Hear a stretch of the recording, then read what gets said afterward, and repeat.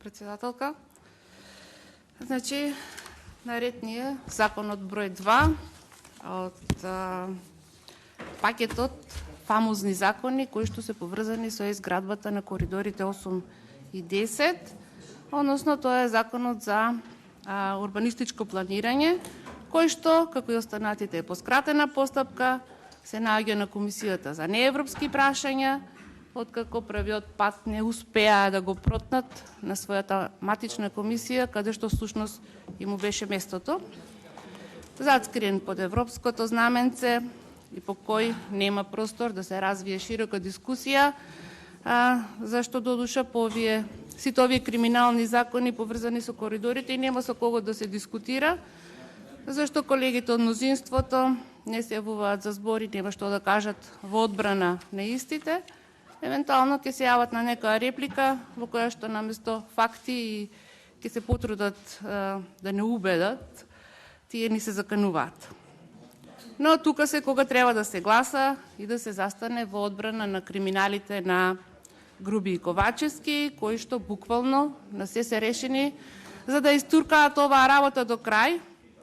она која што најмногу ќе профитираат токму тие, а што се однесува до коридорите, не се знае кога ќе се почнат, може само да се почне, а да се заврши тешко. Испаѓа дека не им се важни реализираните проекти, туку пред се важно им е оно што се случи пред некое време, тоа е свечената манифестација на која што се себе промовира по повод нели почетокот на проектот, која што патем наликуваше на еден ефтин циркус, а кој знае колку пари потрошија за неа. Зашто овде сакам да напоменам дека организатор на таа манифестација беше нивната омилена фирма, од која претходно се чекаше да бидат навреме доставени и испечатени свидетелствата и дел од учебниците за учениците. Со нив се доцнеше со месеци, но за организирање настани секогаш на време и место онаму каде што дојке им издиктира. Но така е тоа тука во оваа наша држава, кога немаме никаков ред, правда, ниту грижа за граѓаните. Од 5 закони, кои што по експресен пат стигна овде во собрание, веќе помина и беше изгласан скандалозниот закон за работни односи, со кој што буквално им се пресуди на работниците со тоа што се зголеми работното време, а секако се зголеми нивната мака. И еве сега овој закон за урбанистичко планирање, со кој што во воведниот дел се велат дека се прават измени и дополнувања кои се однесуваат на процедурите за креирање, донесување и реализација на урбанистички проекти за објекти од стратешки интерес, значи во кои што спаѓаат државни патишта, железнички пруги, магистрални гасоводи, како и други градби кои што се од јавен интерес, кои се реализираат како стратешки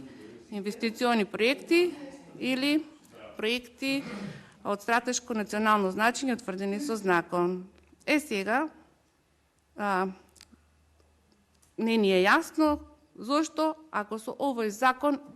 е се во ред, ние дискутираме токму на оваа комисија за европски и не ни е јасно што овде е европско, кога нема никакво усогласување со европските регулативи и директиви и кога гледаме една обична празна табела. Но, како што кажав, оној кој што наумил да прави криминал,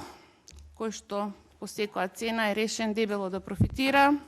додека има можност, додека е на власт, не му се важни ниту регулативите, ниту директивите и се наоѓаат начини како да се протнат ваквите штетни закони. Пред некој ден слушнавме дека овие закони се со европско знаменце, затоа што ние како опозиција сме ги блокирале на матичните комисии.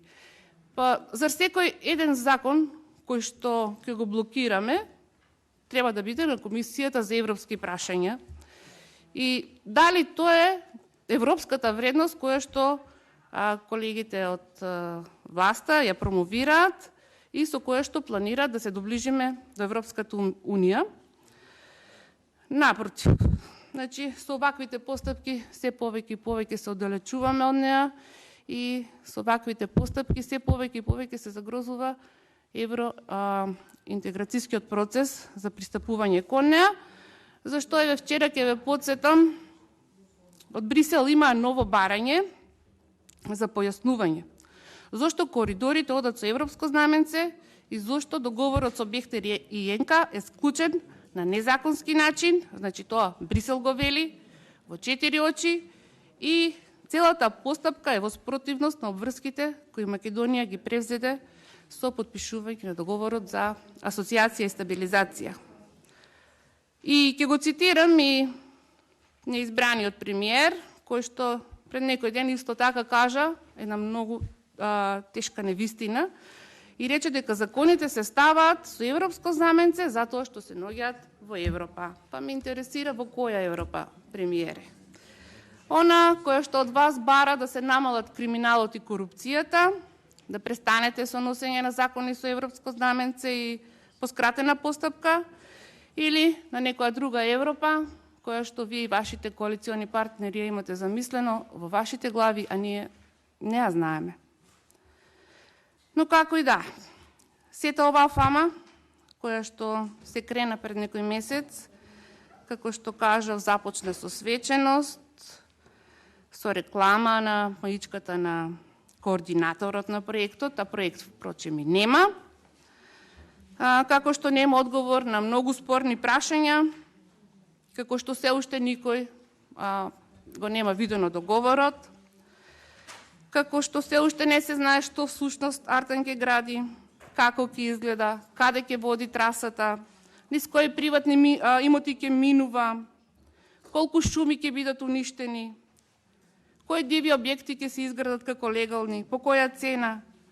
колку мостови ќе има и така натаму.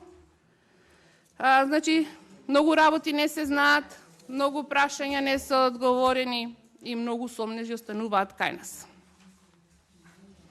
Помина свеченоста, се фрли првата лопата и сега наред еве уште да поминат законите и на крај нормално да се поделат парите. Што потоа? Потоа станува да видиме, но дефинитивно оваа власт верувам дека нема да има можност да сече лента или пак да играат торо кога коридорите ќе бидат завршени. Но тешки последици ќе поднесуваме сите ние, зашто се трошат еден куп народни пари, се трошат неплански и недомакински, но кога се работи за нивните интереси, се до денар им испланирано. Буџетот од 1,3 милиарди евра наменет за овој проект е огромен, но за овие средства ниту ние како опозиција, ниту јавноста има можност да знае како ќе бидат распределени. Само знаеме дека поради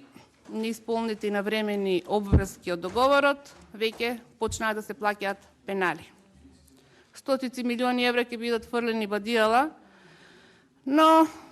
пак ќе ги спомнам учениците, зашто тие до крајот на учебната година нема да имаат учебници, пациентите со ретки болести нема да имаат лекови и воопшто граѓаните во Република Македонија нема да го имаат животот како што го ветуваа.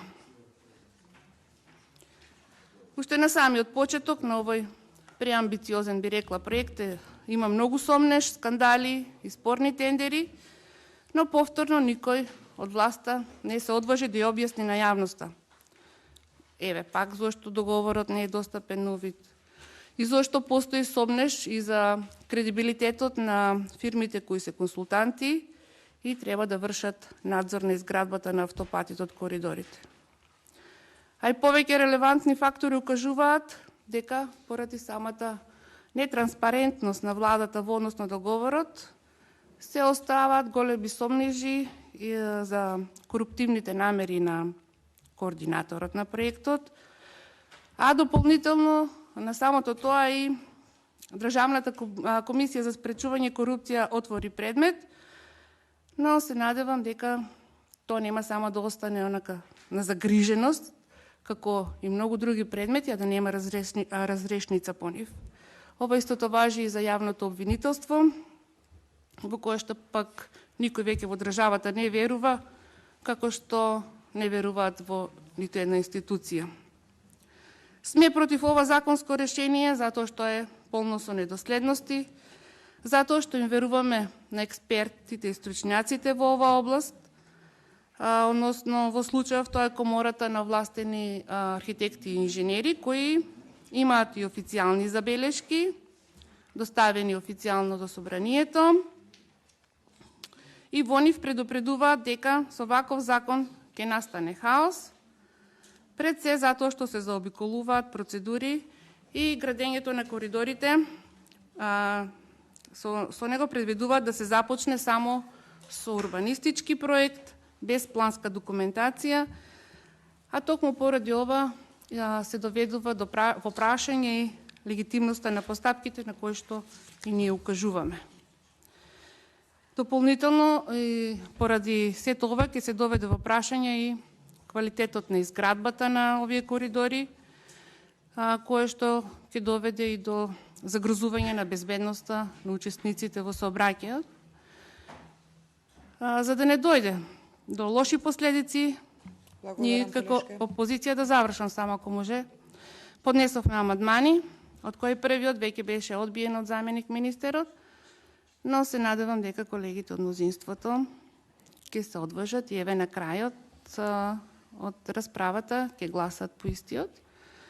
но еве апелирам да гласат и по останатите 6, во што искрено се сомнев. Благодарам.